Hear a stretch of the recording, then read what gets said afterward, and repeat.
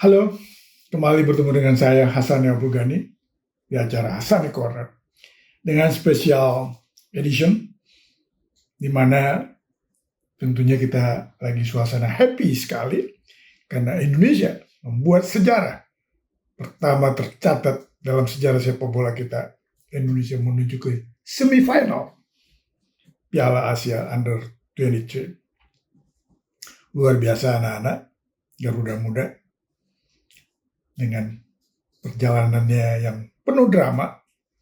Di babak pertama, game pertama bertemu Qatar, kita sepertinya tidak mudah, yang akhirnya mengakui kekalahan dengan segala persoalan. Lalu di game kedua, orang memperhitungkan kita akan kalah karena selama ini kita nggak pernah menang melawan Australia. Namun hasilnya mencatat yang berbeda. Kita bisa mengalahkan Australia 1-0. Lalu dalam sebuah permainan yang cukup ciamik yang membuat kita semua terpesona di saat Indonesia bermain dan mengalahkan Jordania dalam sebuah permainan yang cukup bagus dan semua orang mengatakan, wow, is this Indonesia? Atau ini sebuah tim dari Eropa. Itulah sebuah ramuan yang dibuat oleh seorang Sintayong dalam proses yang cukup lama, 4 tahun lebih, dan hari ini kita melihat progresnya sudah mulai ada, dan apa yang kita diperlihatkan di Piala Asia di Doha ini, inilah hasil sebuah proses yang tidak lahir dalam satu malam. Dan syukur juga Ketua PSSI yaitu Pak Erick Thohir juga dalam pernyataannya dalam sebuah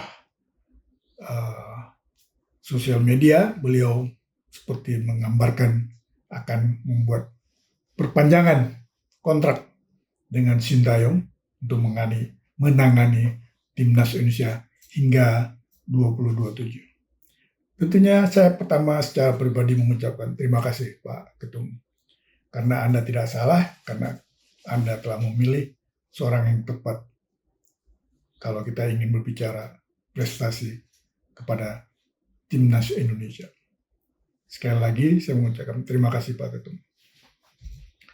Tentunya saya juga mengucapkan terima kasih kepada federasi, kepada teman-teman ESCO yang ada di PSSI, juga kepada staf pelatih timnas yang telah bekerja luar biasa, dan tentunya kita juga harus mengapresiasi kepada anak-anak muda dalam Garuda Muda Under 23. Kalian luar biasa, amazing.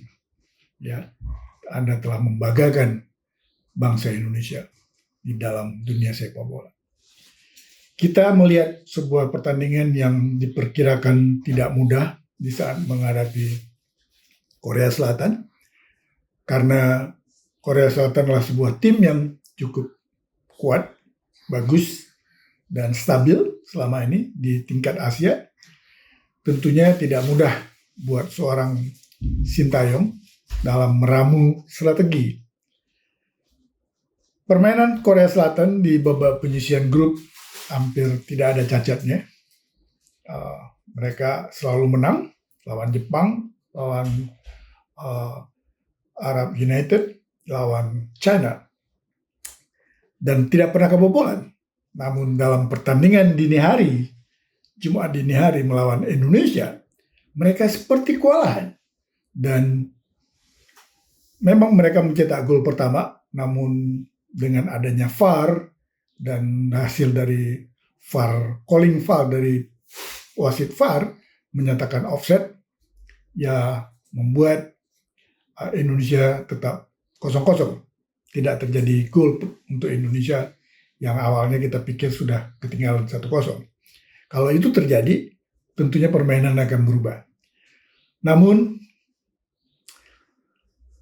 yang namanya Rafael Struijk yang selama ini kita lihat belum pernah mencetak gol, membuat sebuah tembakan yang cukup luar biasa, membuat Indonesia unggul 1-0. kita dibalas menjadi 1-1.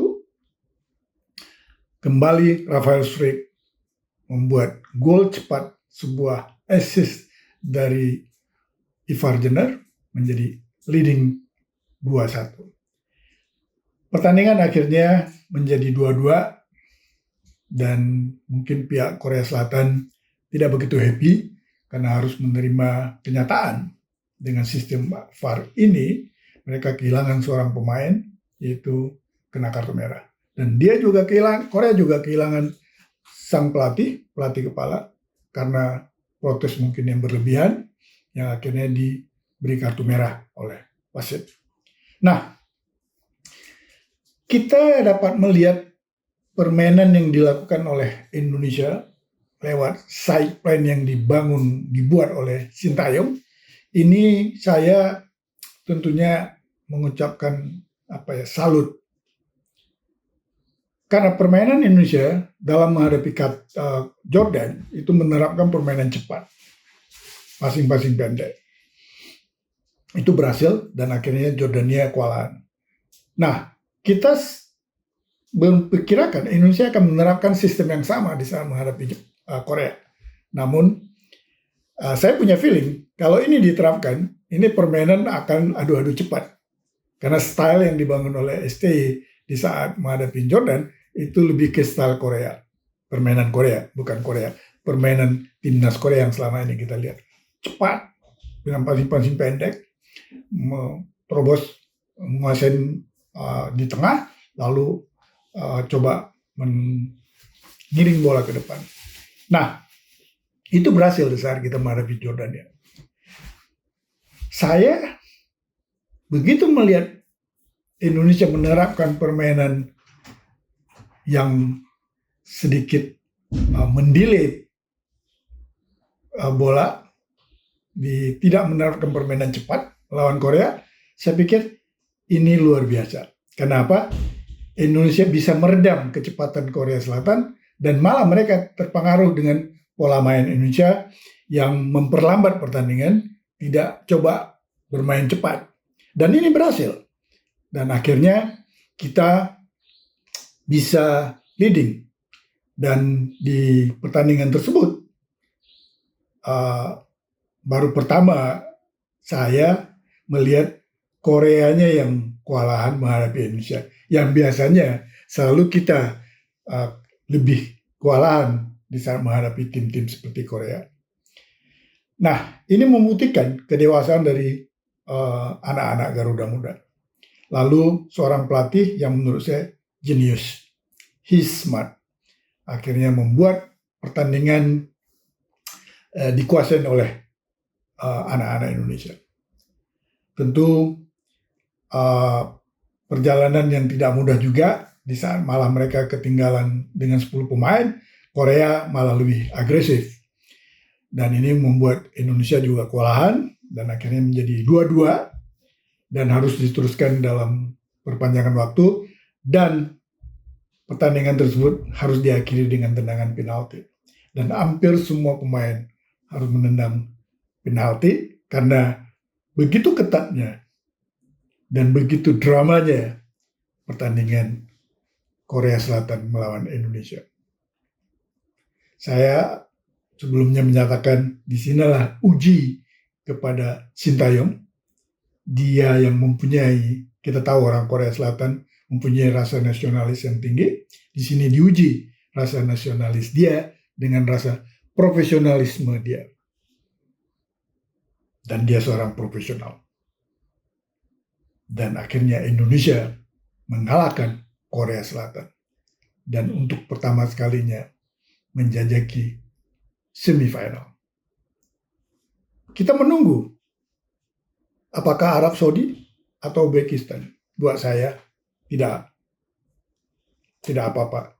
Boleh Arab Saudi, boleh Uzbekistan. Karena kuncinya adalah di saat kita menghadapi Korea Selatan. Itu saya merasakan feeling berdasarkan pengalaman kita melihat permainan anak-anak Garuda Muda.